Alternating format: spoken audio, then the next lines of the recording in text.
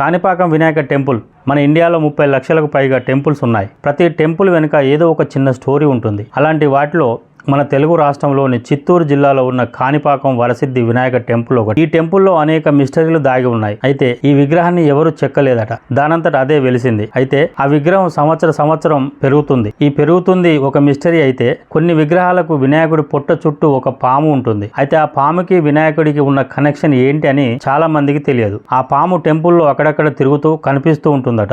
ఆ పాముపై ఒకటి మెరుస్తూ కనిపిస్తుంది.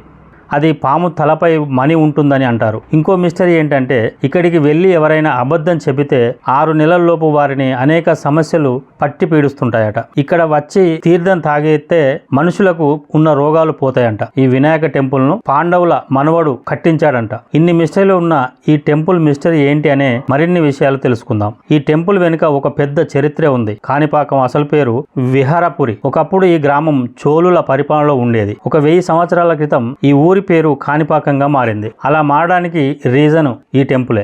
ఈ టైంలో ఆ ఊరిలో 3 అన్నదమ్ములు ఉండేవారట. ఆ 3 అంగవైకల్యంతో బాధపడుతుంటారట. ఒకరు గుడ్డి, ఒకరు మూగ, ఇంకొకరు చెవుడు. అయినా కానీ ఈ 3 ఎవరి సహాయం లేకుండా వారికున్న చిన్నపాటి పొలాన్ని సాగు చేసుకుంటూ బ్రతికేవారట. అప్పట్లో పంటలకు నీళ్లు పెట్టడం కోసం చాలా బావులు ఉండేవి. ఈ 3 అన్నదమ్ముల పొలంలో కూడా బావి ఉండేది. ఆ బావిలో నీళ్లను బకెట్లతో తోడేవారట. అయితే ఒకరోజు బావి ఎండిపోయింది, నీళ్లు రావట్లేదు. అలాంటప్పుడు వారు బావిని ఇంకొంచెం లోతు తవ్వాలనుకున్నారు. 3 బావి కాడికి వెళ్ళి అక్కడ ఒకరు బావిలోకి దిగి తవ్వడం మొదలుపెట్టారు. పైన 2 ఉంటారు. కాసేపటికి గడ్డపారకు ఒక రాయి లాంటిది తగలడంతో పెద్ద శబ్దం వచ్చింది. దీంతో పైన ఉన్న 2 కూడా లోపలికి దిగారు. అయితే దాని చుట్టూ ఉన్న మట్టిని తొలగించి గడ్డపారను గట్టిగా దింపారు. దీంతో ఆ రాయి లాంటి దానికి చిన్న రంధ్రం పడి చుట్టూ ఉన్న మట్టి ఎర్రగా మారిపోయింది. అంటే ఆ రాయి నుండి రక్తం బయటికి వచ్చిందట. అది చూసిన అన్నదమ్ములు కంగారు పడకుండా రాయిని తీశారట.